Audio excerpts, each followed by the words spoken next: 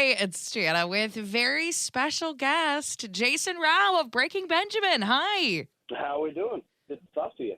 Very good to talk to you. And we are so excited to see you guys with Bush next week here in Grand Rapids. Yeah, I'm excited to be there. I heard there's some decent weather, too. So we're looking forward to it. It's a little rainy today, but it's going to be great. Really looking forward to it. I mean, yeah, it can be a mixed bag in Michigan this time of year, but fingers crossed it stays sunny and nice like it is, you know? Of course.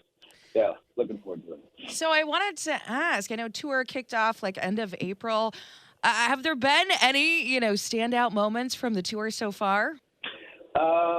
You know what? We've known the Bush guys for quite a while. We've done a decent amount of shows with them, so every night with them is standout.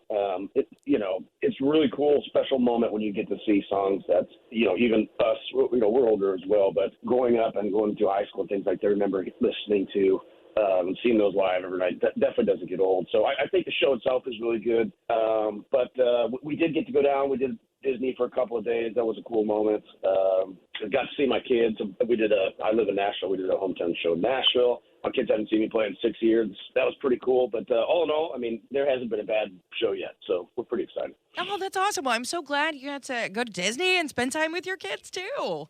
Absolutely. Yeah, I can't complain. My banking account can. But, yeah, other than that, it was great. Any favorite rides at Disney this time around? I barely rode any. We mostly did the food stuff this time. Last time nice. we've been before, so last time we did a lot of the rides. But this time we went all over. We ate at all the restaurants and did all the fun things like that. So yeah, we enjoyed it. A lot of the Star Wars stuff was a lot of fun.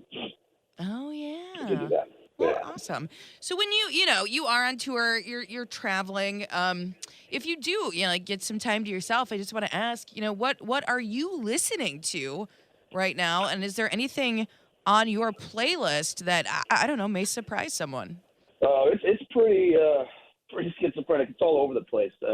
Right now, let's see. I'm looking down my iTunes queue right now.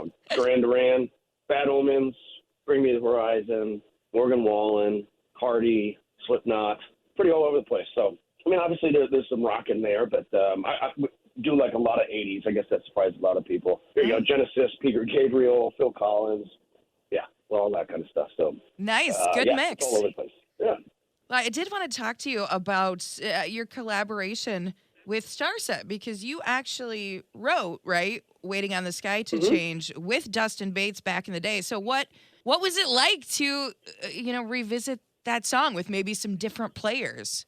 It was wild. So Dustin and I did that song together, I don't know, 11 years ago, something like that.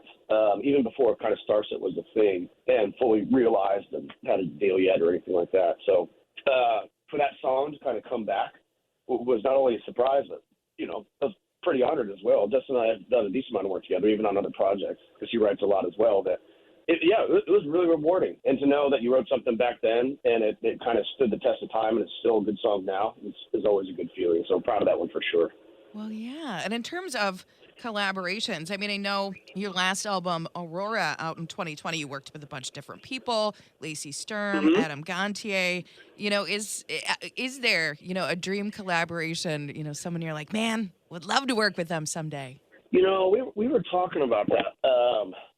I mean, we have a couple of mine. I can't give some away because it may become a reality. But, yeah, absolutely. I mean, I think for me personally, Trent Reznor is probably up on my list for sure. Just that because I think the stuff that he does is brilliant. So that'd probably be my pick. Well, I'd love to hear that. So do it for me, man. Absolutely. I'll keep you in mind, of course. Now, I did see, I mean, there's always, whispers, stuff on the internet. And last month, there were a couple different Instagram posts that seemed to indicate that Breaking Benjamin was in studio. What, if anything, can you tell me about that? We are working on music. We've been writing for quite a while, and regardless whether we were able to record anything or not, we've been writing for a little over a year, I would say. We kind of keep the bar pretty high for ourselves as far as the standard moving forward, and have experimented with some things, thrown some things out, started over a couple of times, and are getting to a place where we're pretty happy. So yeah, we've been in the studio. We did some in Nashville. We've done a lot of stuff remotely. Ben and I have dozens and dozens of voice memos going back. Hey, try this, and we'll record something and send it back and forth. We're looking forward to it, and hopefully we'll have something up soon for everybody to hear. Well, that's awesome. Can't wait to eventually hear that. Yeah, us too. Yeah. Now, something that I am always curious about, and particularly recently, I feel like the pandemic has a lot of us reevaluating our career choices, thinking about big Absolutely. life stuff. So if you weren't a musician, which not to say, I'm not glad that you are. I'm very glad that you're in Breaking Benjamin. But if you were not a musician, do you have any idea what else you would be doing? I would be so lost. I don't know. I've always enjoyed kind of investing in different things and coming up with ideas and of companies and starting things from the ground up. And so maybe something like that, but it's a little bland to say serial entrepreneur. But I don't know. I think I am a very competitive person, and it would have to be something that was challenging, something that I could never work a 9 to 5, but it would be something that definitely consumes me. So maybe something like that. Maybe something, probably a startup or something like that. Yeah. I don't know in what, though. I don't know what music solos I've ever done. So.